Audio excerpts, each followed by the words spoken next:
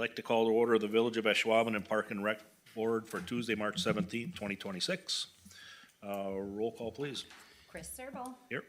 Casey Telford. Here. Nancy Mackey. Here. Dean Hess. Here. Donovan Miller. Here. Mark Custodian. Here. Ron Mowerman is excused. All right, please stand if you're able for Pledge of Allegiance. To the flag of the United States of America, to the republic for which it stands, one nation, under God, indivisible, liberty and justice for all. And please keep in our thoughts our men and women that are serving here and abroad. All right, action on the agenda. Make a motion to accept. Second. Motion and a second to accept the agenda. All in favor, say aye. Aye. Opposed? Motion carries. Action on the minutes from February 17, 2026. Motion to accept. Second. Motion and a second to approve. All in favor, say aye. Aye. Opposed? Motion carries. Comments from the public must be limited to items not on the agenda, must state name and address, limited to 5 minutes. Board's role is to listen and not to discuss the item. Personnel issues cannot be discussed nor individuals named. Board is not able to take action at this meeting. Any comments from the public? Any comments from the public? Nobody's online, it looks like. We will move on. Acceptance of written reports. The March Park Rec and Forestry Department reports.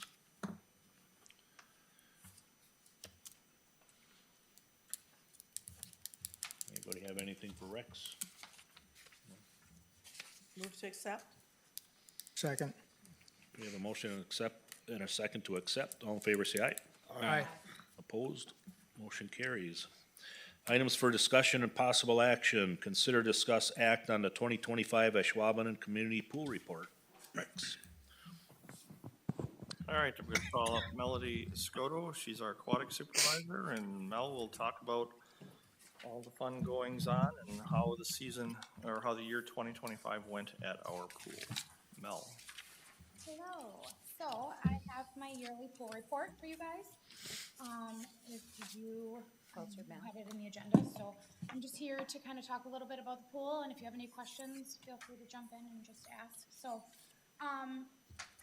overall, the pool stayed pretty steady this year. We did have a few changes that you can see kind of over the years. Some highlights from this year I feel like is I was able to go to the AOAP conference in 2025, which is an aquatics conference. It's national. It's absolutely amazing. I get so much out of it and so rejuvenated and regenerated with exciting things to bring back to staff. So I'm super appreciative that I was able to go to that conference this year. Brought back a lot of trainings for our staff, which was really cool. We did also get to host, the club hosted state regional events for our area, which brings in a ton of swimmers to not only the pool, but hotels and restaurants and stuff in the area. So we did that again in 2025. What's a ton? I think they had over 500 swimmers. So 2 family members, a swimmer in that, so that's exciting. Our pool is just as busy as can be. It's a Friday, Saturday, Sunday event. Both Saturday and Sunday are almost 12-hour days. So those are long ones, but it's kind of the last chance to qualify for state at that regional event. So we have a lot of kids. We also did some pretty big maintenance in the year 2025. In April, we closed the pool down for a little while, about 2 weeks. Got all new lighting in the pool, in the competition pool area, which was much needed. The warm water pool didn't get new lighting, but we were attempting to use some of the old lighting to fix a couple of the pieces in the warm water pool, but it's definitely a big project that the school undertook.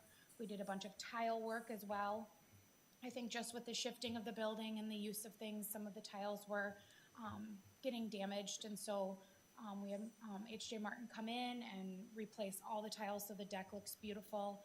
We did a couple things within the pool basin as well, just a couple spots that needed to be kind of redone, but that was some really much-needed maintenance that happened. Some of that kind of does reflect in some of our numbers, so you see some of our lap swim numbers as just a little less and stuff like that in rentals, but we had to take those weeks off to do that maintenance, which we typically, the pool is a 24/7, 365 gig over there, so that little break does matter and happens. Same with that rentals as well, kind For of the- took us out of there. For those of you that aren't aware, I think most people are here, but the maintenance, the pool's attached to the high school, but the pool is actually owned by the village. 25-year period of ownership from the time it was opened in 2015. So we run that pool, but it is the school district's job to maintain the pool with the chemicals, with the water, with those maintenance costs. If there are things that need to be fixed that are the villages, the scoreboard, you know, there's different discussion points, but for the most part, what Mel's talking about when the tile work and the lighting and things like that, those are physical attributes of the building itself, and those are on the school district as part of that intergovernmental agreement that both the village has with the school district. Just want to kind of set that stage for everyone again. Yeah, so those maintenance things, we're on this is year 10 here, so it's kind of crazy to think that it happened that fast, but we are reaching that point where we do need to kind of do a lot of that facility maintenance and keep up with that, but otherwise, the numbers here are kind of self-explanatory unless you have any questions. We did add another table this year that's just kind of giving you an idea of how much the high school uses the pool, hourly wise. We do staff that here for the village. All of the PE classes are staffed by a certified lifeguard in the stand. So, anyone have any questions? I was gonna ask you about the rentals going down, but you mentioned it. A lot of it had to do with the maintenance. So yeah, the maintenance, and we had the draft, so that took a chunk of out of like a rental weekend essentially. The other thing is it's honestly the rental is it's one YMCA meet. So we hold YMCA meets because the Y isn't able to, and so they went through a coaching change and had to cancel one of their meets last year, and so that Okay. price difference is simple as one swim meet. And that's Gotcha. it's a fairly large revenue generator, that Okay. individual. Because I had noticed the programs, the income went up a little bit, and I thought, well, is there a correlation there between the two programs how are you- taking over rental, but it doesn't sound like it. Yeah, Okay. how are you doing on, just kind of maybe fill them in a little bit, how are we doing year to year on finding staff, both swim instructors and lifeguards to work at the pool? I mean, you hear about other communities having issues. Where do we stand with staffing? So the village has set this up, and honestly, my opinion, looking and knowing other aquatic facilities and how they're run in the best possible way. The fact that my position is also intertwined with the school district is absolutely the best thing possible. I am there all the time. I'm there at the PE classes, I'm there at the swim meets, I'm there at the swim club, practices, and I get to know all of those kids and all of those families. And so the fact that my position doesn't require me to be in the office all the time, but I'm able to move back and forth between the pool and the community center. I have more lifeguards than I can. Careful. I know. I'm very careful. I have plenty of lifeguards, and swimmers tend to be families, and I love families. And so we have some really great swimmer families in this community. And so I have siblings and ones coming down the line. I'm able to kind of scoop them up. I also do teach all our own lifeguarding classes. So then I'm able to handpick from my lifeguarding class. I actually have one not this weekend, next weekend, and I have 17 enrolled in that lifeguarding class. And so I think at this time, my pool is completely staffed for summer. My lake, I think I need 4 lifeguards at the lake out of 20. So with a lifeguarding class of 17, I really get my choice of cream of the crop, really. So we do take anyone as subs and things like that. I keep a pretty hefty sub list, especially in summertime with the kids. I really like to cater to the kids and be understanding of this is their high school job. They have sports, they have school, they have family things they like to do at. So if I keep a hefty sub list, I'm able to let them have off when they need to, and then they tend to stick around a little bit longer if I don't overwork them or burden them as much. So I'm so grateful for the way that the village and the school district work together to be able to, know those kids and know those families. So it's worked out really, really well. Wasn't it just a short few years ago that we were struggling for lifeguards? Pretty bad. The COVID hit us hard because that year I wasn't able to open the lake. And so those kids, that whole lot of 20, 30 kids that I have, had to go find something else for the summer because they still had to work. And so I essentially lost my whole staff. And it took a minute, but I really had to build my staff back up because I lost so many of them. They couldn't go a whole summer. You know, college is still there. They still have to pay for their books and all their stuff. So I struggled then, but with the club growing and I was able to kind of wrap them back in, I guess. So it was good. Melody, in my tenure here, you have shown nothing but a high degree of professionalism in your management of the aquatics program, and I can see that you have a sincere passion for it and greatly appreciate all the efforts that you put into it. I consider you to be a valuable asset to the Ashwaubenon community. So you're doing a great job. I agree. Yeah. My one question I had, which you solved most of it, was did the wage increase we provided, is that still, That is still hugely important. that's still holding good with other communities? Good.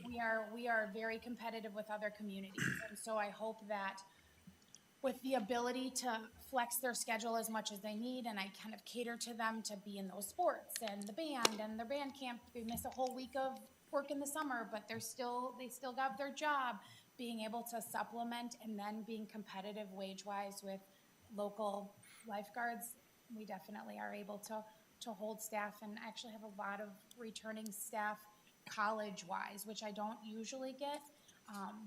Once I get them the first year they go to college, and then after that I don't usually get them coming back, but I have quite a few, like 7 returning, like second year in college returning kids, which is so nice because their knowledge and maturity and all of that is super valuable, especially out at the lake and at the pool with teaching swimming lessons and stuff. So I'm super grateful to have a lot of my veterans back. Good. Okay, any other questions for Melanie? This was information only. Yeah, I do think we need to just accept said report. Do we? Yes. Okay. Move to accept Oh, report. okay. Thanks, Yep. Nancy. I'll second that. Okay, we have a motion, a second to accept the report. All in favor, say aye. Aye. Opposed? Motion carries. Thanks, guys. Thank you so much. See you Thank next you, year Melanie. or after summer. I'll see you later. All right.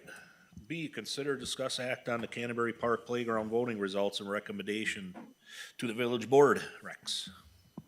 All right, so Canterbury Park, David and I worked with 6 different playground manufacturers. Those manufacturers each are playground reps that rep manufacturing equipment. All submitted designs, you've got those in your bid packet, and then of course we have the designs in the back. The company that got the most votes was Lee Recreation, which is Burke Equipment. That is a number, I don't know what number it is on here. But it's Lee Recreation. So I think it's the third, it's the blue, yellow, a little bit of green, a little bit of purple. 1, 2, It's the third one. third one, so it's the third one. And it says the name of the company on there, so Lee Recreation. So that is the one that garnered the most votes. Ergo, that is the one that I am recommending Park Board approve tonight. Just digging a little deeper, this particular item does not need to go to Village Board, so whatever is decided upon tonight is what we will be ordering. All of the 6 designs were acceptable to us. You know, everyone's got different ideas of what is a fun playground. You know, the second place design wasn't that far off from the first place design, and then there was, you know, a handful of votes for all the other ones, so, but as we tell people that are out there, you know, unless there's a reason not to vote for something or not to choose something, we'll go with the highest number, and that's going to be Lee Recreation this time around. Makes sense. That's what they voted for. They're the ones that use it the most. I'll make a motion to accept the Lee Recreation bid for Canterbury Park. We'll second that. All right, we have a motion and a second to accept the bid for Lee for Canterbury Park. All in favor, say aye. Aye. Opposed? Motion carries. Thank you. C, consider, discuss, act on Pioneer Park Tennis Court lighting bids and recommendation of award to Village Board.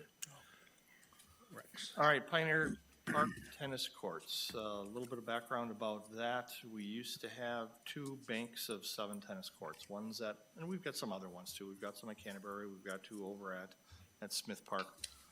Obviously, we have a lot of pickleball over at Fort Howard. But for tennis, we've had a bank of 7 at Fort Howard, or excuse me, at Pioneer, and a bank of 7 at the Ashwaubenon Sports Complex. The high school, middle school program has a fairly large tennis contingency. A lot of kids play tennis in the village once they reach the middle school level. Varsity uses Pioneer. JV and middle school were using the Ashwaubenon Sports Complex. 2 things happened out at the sports complex. The sports complex courts were probably redone, I think 3 times since I've been here, you know, with crack filling and things like that. So they were getting fairly long in the tooth and needing a pretty major upgrade. At the same time, Cornerstone Community Center was looking to find a spot for a 4th sheet of ice. And so through negotiations, discussions with Cornerstone, we decided it would be best to put the 4th sheet of ice where the tennis courts were. However, that was a cost to Cornerstone, because that's still our property, some of which was bought with park development funds, so on and so forth. So they gave us $100,000 for that piece of property,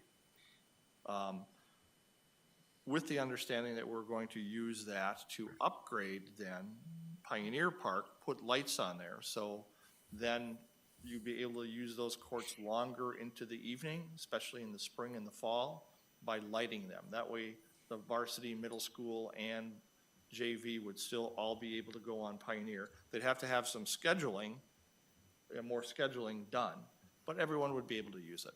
So $100,000 of it is coming from Cornerstone, and the other $50,000, I believe was coming from park development. Bids came in. I met with several manufacturers or several electric companies, many of which were using Musco lighting. Musco lighting did a lighting pattern of what was going to be needed to light it, and then Musco is kind of the premier athletic field lighting company in the country, really. We have all Musco lights at the Ashwaubenon Sports Complex. We also have Musco lights at Ashwaubenon Boys Baseball. Those bids came in. Voss Electric was the low bidder. Excuse me.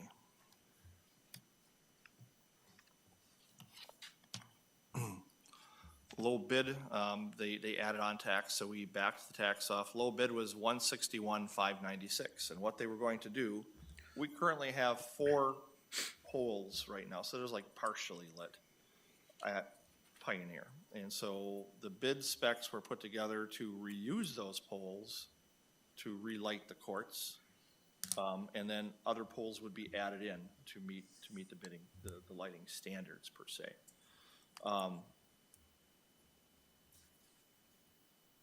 So for a total of 8 poles. So that bid came in at $161,596. Again, that's with the tax backed off. And that was my recommendation on your sheet tonight. However, I'm going to throw a little wrench in the whole this thought process here. There is another bid not a bid, an alternate that Voss submitted, as well as some of the other electrical companies.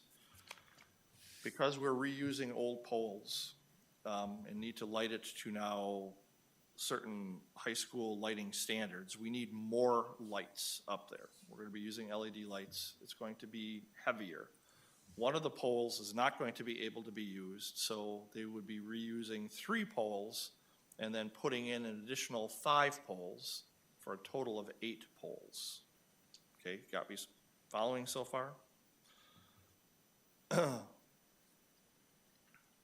One of those poles would need to be replaced, one of our own poles, because the amount of lights on there wouldn't be able to be supported by our current pole. So that's why they're needing to put in 5 instead of the 4 that we currently have. Can't reuse one of ours. But the alternate now is, hey, let's not worry about the old poles. Let's take all of the poles down and put in all brand-new poles that can support all of the full lights. In which case, now we only need 6 poles. So we're backing off the price of 2 of the poles, 6 brand-new poles, and they all have a full warranty on them, versus the light poles we currently have. 3 of them would be, I'm guessing, 40 years old, roughly, 35, 40 years old, with heavier lights up there. So talking it over with administration, the thought was the additional cost to do those all in new poles is only an additional, I'd say only, don't want to make light of it, because any cost is a lot, is only an additional $1,325. So all new poles for an additional $1,325, which puts the bid then from Voss at $162,921. $162,921. That price is still lower than the next bid from the next lighting company. So my recommendation to the park board, which then would go to village board, is that we take the alternate plan of Voss putting up 6 brand-new poles, taking down the poles that we currently have, those don't need to be used anymore, and lighting the courts with the 6 new Musco poles for a total of $162,921. We have $150,000 budgeted, so the whole project, either way, is gonna be a little over budget. If that comes out of park development, which is certainly doable because we're adding in additional lights, additional poles, so that kicks in the ability to use park development money. That additional $12,921 would come out of park development. We are currently sitting at about $325,000 in our park development account. So we certainly have the ability to use that money and to do either of the retrofit option or the 6 new pole option. Sorry, long explanation. Rex, the lights on those poles, they're going to be new as well? All the lights are new. They're all gonna be LED lighting as well. Where right now they're halogen lighting, it takes a little bit for them to warm up, you can hear them buzzing, that type of thing. Does new equal more efficient? Does new equal more efficient? Oh, yes. Yeah. LED lighting is definitely more efficient than any of the other lighting that's out there. And then my one question would be, light schedule, I guess, will those be on till 10 o'clock every night, or can? There will be a timer on the box. Currently, the lights are automatically shut down at 10. You can't turn them on past 10 o'clock. The village also has a lighting ordinance, and I'm not a lighting, I don't say geek, guru or whatever, but there's a certain amount of candle light that can't go off of the initial footprint of any commercial building, parking lot, so that it doesn't affect any neighbors, because there's a couple houses across, kind of kitty corner, right on the corner of Timber there. So that lighting would be directionally put right on the court, so that spillover light, no matter what kind of light we put up there. That was one of the requirement in the bid specifications, is that it meet the village's lighting code for that minimal spillover light. Will they be on then, say, April through November? Or does the, We can set it, because it'll be on a timer thing, so we can set the timer whenever we want. I would probably say once the weather turns where we take the tennis nets down, then we turn the whole system down. and we as in the village will control The that? park maintenance crew. That's not They would the, go in there and basically, the breaker box is locked, right? So we just flip the breaker, that way no one can use the lights when, during the winter time, because there's no way to use the court. I just more concerned that someone from the public can go at 9:30 and have a tennis match. I don't know how long tennis takes, but on a Saturday, and they don't have to get permission from somebody, where the high school could then go and use it whenever because they have the code or whatever. But that's not the case. They'll be on for public for whatever we determine, right? Again, the lights would be on a timer that shut off at 10. That is fluid. We could change that depending upon how that. No, that's good. I just wanted to make sure that you go down there any day of the week if it was open and play tennis till whatever time we decide as a person, and not that the tennis club managed the night. Well, I mean, the high school's going to have priority for the courts. Yeah, but If we need to, we haven't had to, but like a lot of places, we'll put down that, we could easily make signs or something that says the high school has priority usage of the courts type of thing. That way, during the summertime, it's usually just during the tennis season. That's going to start like March 31st through May 28th, I think it is, and then I believe it starts back up on August 13th through, I don't know, October, something. yeah, So during those periods, it would be priority usage by the high school and middle school. If someone really wanted to play tennis, again, there's 2 tennis courts at Smith, there's 2 tennis courts over at Canterbury. So there's other options on like a weekend. Yep. Not necessarily a lit court, but we didn't really have lit courts before either, so. How much life of the old poles do you think we have left? How much life? Yeah. I would not be able to even guess on that, only because there's ways to test them, but that's more of a structural engineering question. So they can go in 5 years, they can go in 20 years. I mean, there's no visible defects on them right now. Yeah. That's a good question, though. I did look up Google's what's the typical lifespan of a athletic field pole? And they said, I want to say that the site that I looked at, it said between 40 and 50 years of life. Yeah, okay. And you say they're 40 years old? I've been here 20, I know they were here so 25, I'm guessing 35, I'm guessing at least 35, if not longer. Yeah, okay. They're the original poles from whenever that court was built. And then the Park Development Fund, does that can that money sit in there? Got to be used in 7 years. Okay, okay.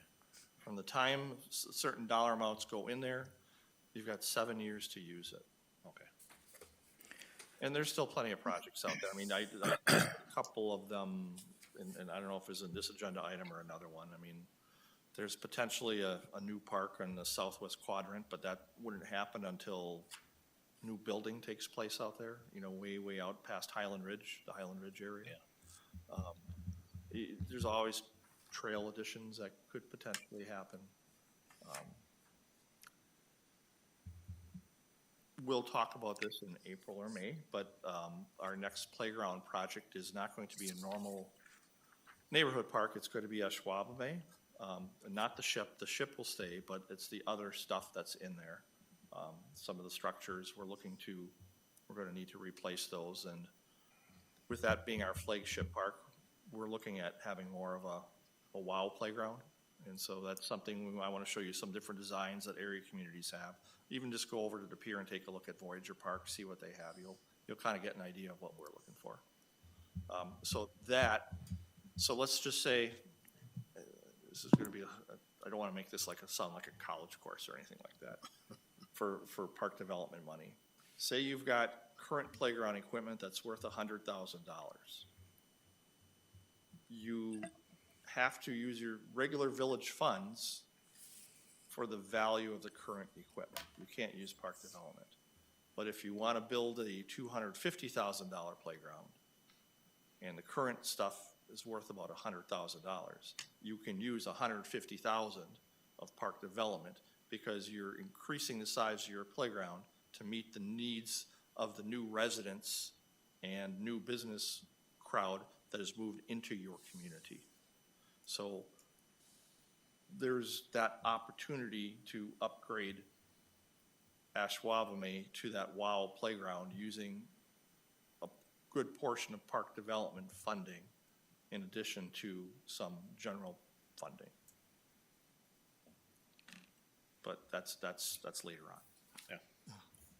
But I know, but it's an important thing to know because, you know, we've got 325 in park development fund, but there are other projects coming out of there, so we still just need to be aware of how much we're gonna be needing down the line.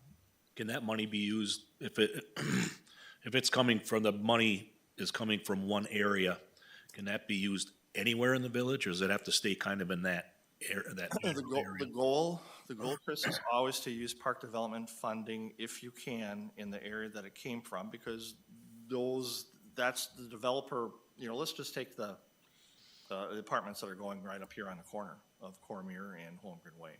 You know, we're getting about 50,000, I think, with the number of units. You know, multiply that out, or we might even be more. I think that's more. I think we're getting 50 out at the sports complex with those new ones that are being built on Layden. So some of that stuff you need to try and keep in that general area, but if you're building a unique facility that the full community can use, that money can still be used for that. You just need to be kind of careful of that, though. Yeah. You can't be building like a third or fourth, or a fifth shelter, you know, because you already have shelters. But if it's something brand new, or because of we've got an increased population, Ashwaubomay is getting busier and busier with the trail system now, you can make that correlation that because of the additional residents, the additional activity at Ashwaubomay Park, the additional workers coming into the village from the new businesses coming in, that because of that increased use, that money can go to Ashwaubomay, even though it might not be like next door. Yeah. You know, where it might not have come from next door. Yeah. It might have come from other parts of the village. But you want to try, when you get that money, to use that money, you know, close by. You know, all these apartment buildings that have gone up, that's basically what funded Jerome Van Sistine Park.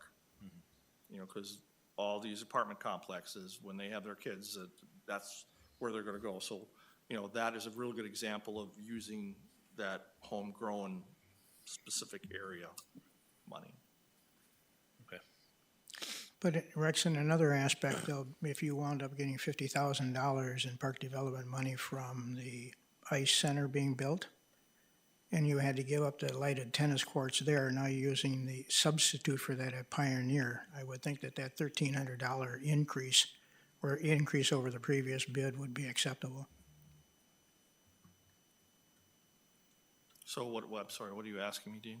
No, I'm just saying that because we're giving up tennis courts, lit tennis courts over in the sports complex area for that ice rink, and now we're trying to substitute those lights over here at Pioneer to make up the difference. I think it would be acceptable to.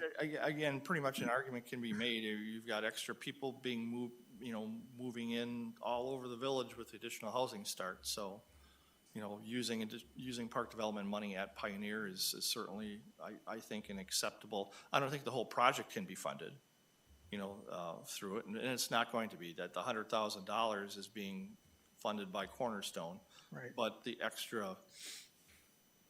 the new lighting can easily be funded by park development, and that's going to be the 62,921.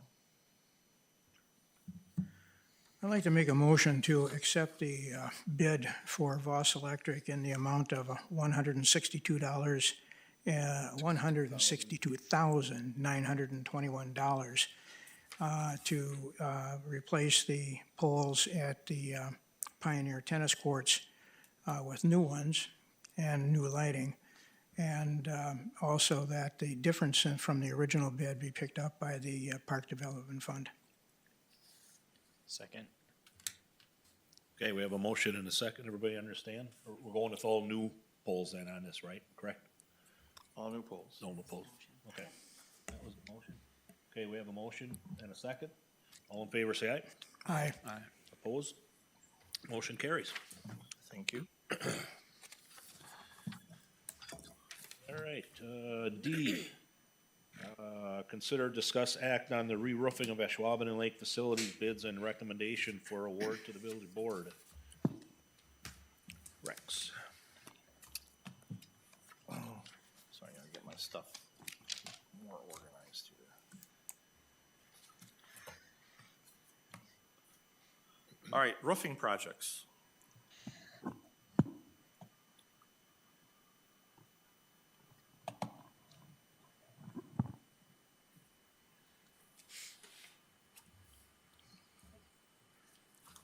We've got the Ashwaubomay Lake Chalet.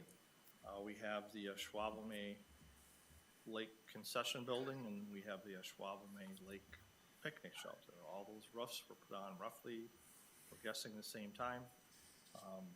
We're guessing it's probably, I'd say the shingles are probably 25 years old. There's definitely some leakage issues at the chalet. As the roof, so you also have the chalet roof, and it kind of goes around more of a flatter area with some nooks and crannies around the changing room areas, and we're starting to have issues there, and there's not, we're losing a lot of grit on the other shingles just from being in the sun a lot. So it's time to do the roofs. We put the bids out for the roofing projects. First time I've done roofing bids too, so this is a lot of new firsts for me as well. We had 3 companies bid. We actually had 4 because we got another email bid in today, which we disqualified because they missed the deadline. But the 3 companies were Prestige, Overhead Solutions, H&S. Unfortunately, we had to eliminate the bid from Prestige due to some inaccuracies or not following state law bidding procedures. And I had a long conversation with them today. Good company, but unfortunately we had to eliminate them because they didn't follow how state law bids are supposed to be submitted or written. So that leaves Overhead Solutions and H&S Roofing. The next lowest bid is going to be Overhead Solutions at $32,900. If there's additional sheeting that is needed beneath it, it's going to be at $60 a sheet. And there was something in there, I know Dean had asked me a question, I did a little bit more deeper reading on their bid. And they said additional rain and ice flashing was an extra $300, I think it was. So, my recommendation to Park Board to go to Village Board tonight, adding that $300 on to the Overhead Solution bid, would be to move that recommendation forward in the amount of $33,200, which would include the additional ice and water control. Rex, in their bid, did they explain how high up they were going with the snow and ice? They did not, Dean. So again, if there are questions that you have, I'm still gonna need a recommendation, but for the village board, I will have answers to those. So if there are questions that any of you have, please let me know and I'll be able to call them up tomorrow. Okay, because I know it's generally 3 feet, but I'm wondering if they're gonna go 6 feet, being on a non-residential structure. And the other question I have is, did they specify what method they're going to use in terms of taking care of any valleys? No. Because one of the worst-case scenarios, which tends to be a choice sometimes by roofers, is a California method, which in a lot of cases, shingle manufacturers will not honor a warranty. So you need to look real close. Do you have any idea what shingles they're putting on there? The bids did have a specific call out for the shingles. Let me find that and read that to you. And that was received, or that type of shingle was given to me by, I called at 2 different places, and they said that those were shingles that a number of area manufacturers or companies used that were a good shingle. Installation of 30-year architectural dimensional asphalt shingles equal to or better than Atlas Pinnacle Pristine was the brand of the shingle that was recommended by a couple companies. Okay, that's the only concerns that I would have, and then also safety concerns as well. I've had experiences with one of the shingle people in the bid, so when it comes to voting, I will abstain from the vote. But I would check on some of the things. Hopefully, there could be some on-site oversight.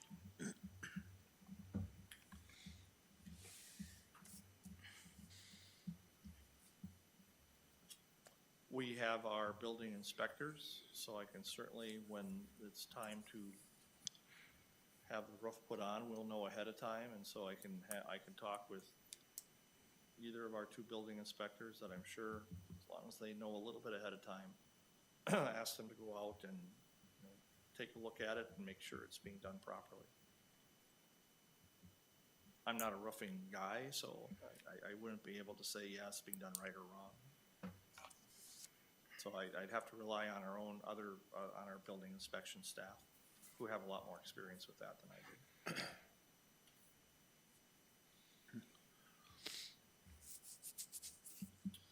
Questions on the roofing bid?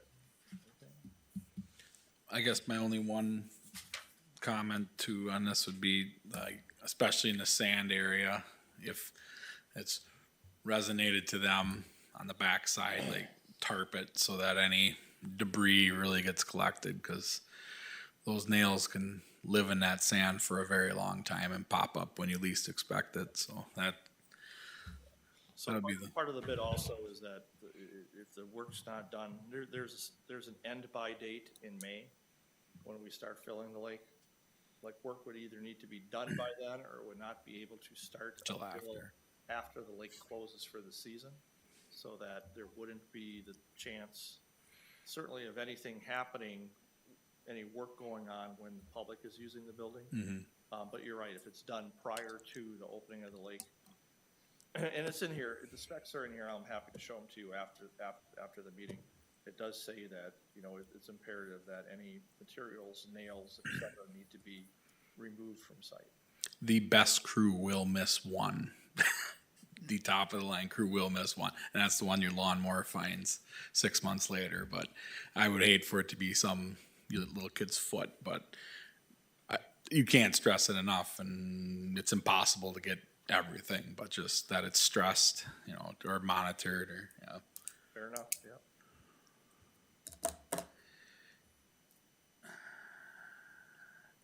All right, anything else? Any other questions? I'll take a motion. I'll motion to recommend the bid awarded to Overhead Solutions in the amount of $33,200 and to reject the bid submitted by Prestige Roofing as non-responsive. Second. Okay, we have a motion and a second for the $33,000 bid. 33,200, which would include the additional Yep. rain and ice control. 300 for ice and water. Everybody understand that? Correct. Okay.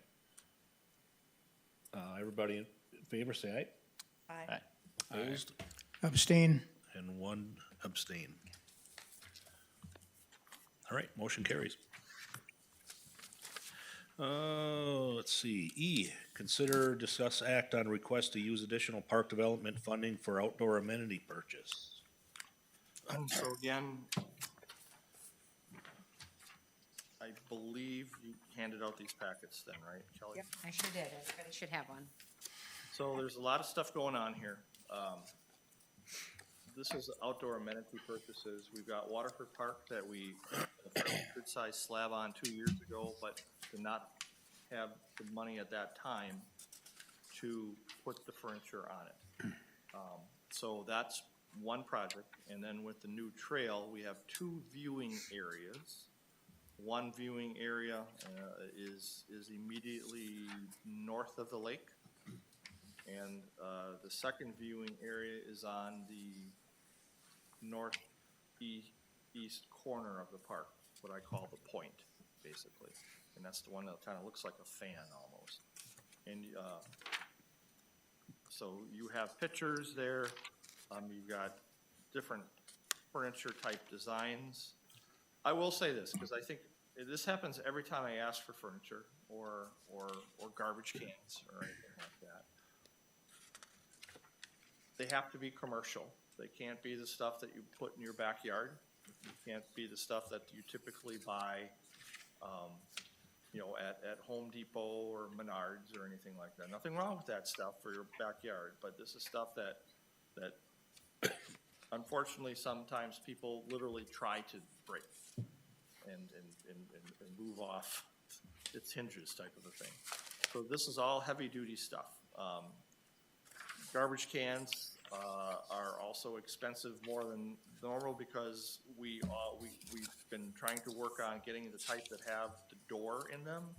So rather than having our seasonal park maintenance workers, which are typically retired gentlemen from the mill, try and lift a 50, 60 pound garbage can that's filled with stuff directly out of the can, they can open the side door and pull the liner directly out and then put it right in their pickup truck and bring it to one of the garbage bins.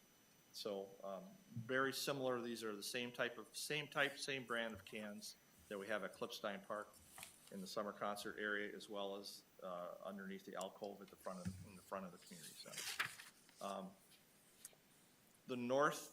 So we've got the tulip chairs as well, right? That was done as part of the whole trail project.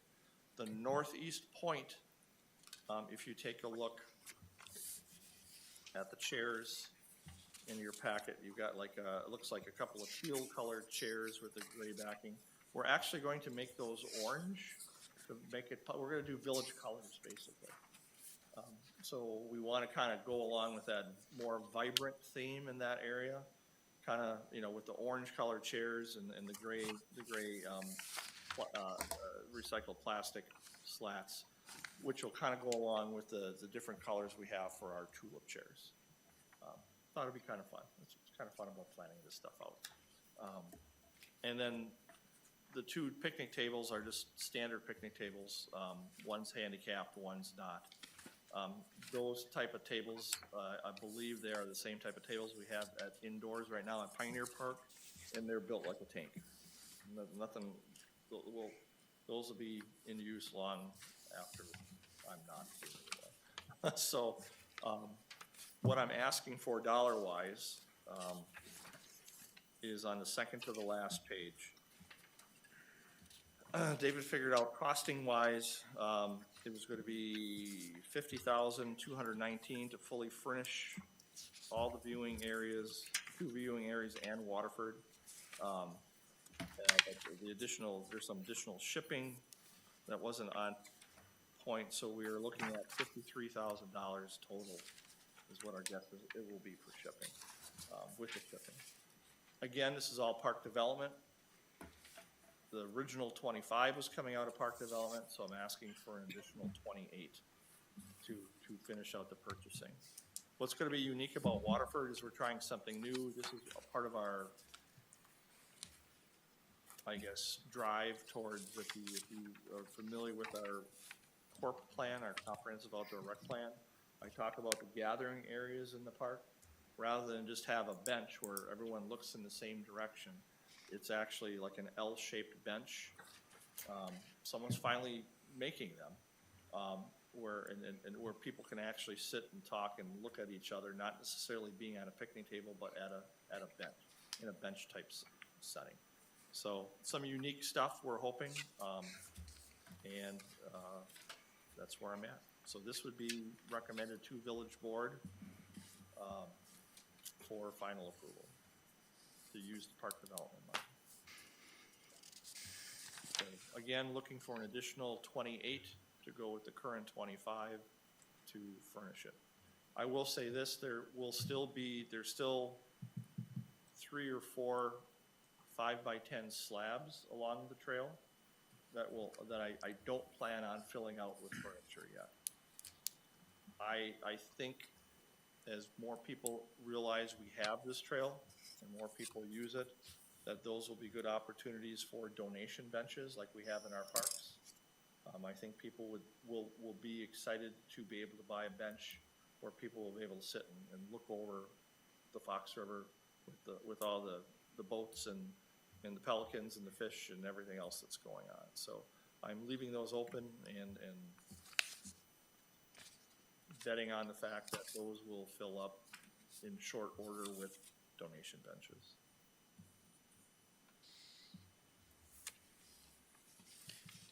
Thoughts, comments? How do you usually get the donation benches? Is that something you guys promote, or do people reach out? We do. It's in our Park and Rec Village Services brochure, both in the spring, summer, and fall, winter. Donation benches are 2,400 right now. I think it's about 2,400 without concrete, 2,550 if we include the concrete slab. And I think for this year already, I believe I got 3 donation benches ready to go once the weather gets warm. Yep. To be put in by people that are, some are doing it in honor of a parent that's still here, and some people do it in memory of someone who may have passed away, and that particular park has certain meaning to them, and so they'd like to put it at a particular park. Some of our parks are filling up. One of the benches is going to be put at Sand Acres. That park is, I'm going to say it's pretty full. I don't think after this I won't say we don't want. I think we're full with benches at Sand Acres after this one goes into summer.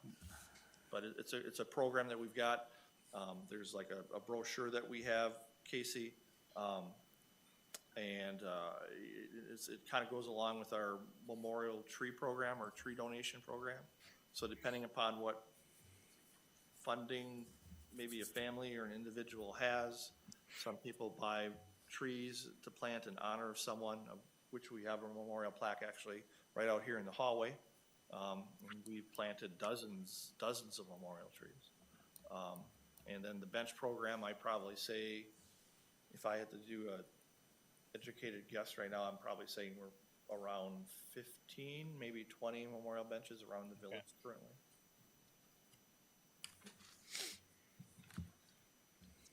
And then do you supply all these benches from the same company? Is this We have been, just for that uniformity. okay? It's a company called Do More, East Coast company, and then the donor writes down. There's the ability to put writing in a plaque, like who the bench is for, or someone wants to do a little mini poem, or maybe it's the Ashwaubenon Lions Club that wants to donate a bench, and and so we can put it donated by the Ashwaubenon Lions. They've got one, I think, over at a number of them over at Klipstein Park right now, like that. So when someone donates a bench, they put down the writing, I send it in, get a proof, it goes back to, I call the person up, when the proof comes back in, they come in, provide that, yep, that's the kind of writing I want, punctuation's correct, spelling's correct, and then we sign off on it, and then we mail it into the company. they manufacture the brass plaque that's inset into the bench. And then usually we get the bench in about, I'd say maybe 6 weeks. Takes about 6 weeks to get everything.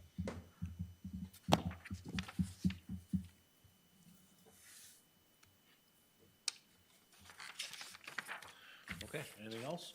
I don't think so. Thoughts? I just, we always want to make sure our parks have adequate seating. I think Waterford with everything going on there and, the young families that live in the area and then, the future of that trail, I'd make a motion to, accept, or a motion to, provide the additional funds for the outdoor amenities From Park Development. from the Park Development Fund, yes. Second it. In the amount of 28,000, correct? An additional 28. Additional 28,000. Everybody got that? We have a motion and a second. All in favor, say aye. Aye. Opposed? Motion carries. Thank you, everyone. All right, that's the end of my pages here, but I think we're just on to, There's anything for next. anything for next meeting that we want to see, or? I think there was a couple items, well, for the village board, there was a couple items, Dean wanted Rex to check on. As far as the roofing, Yeah, I mentioned the questions before. yeah, we got that. If there's nothing else, I'll take a motion to adjourn. Second. Move to adjourn? Well, okay, we did that kind of an Yes, we did, but we got it. opposite, but yeah, we got it, okay. It's a St. Motion and a Patrick's, second it's a to St. adjourn. Patrick's Day thing. Oh, okay, all in favor, say aye. Aye. Aye. Opposed, we're adjourned.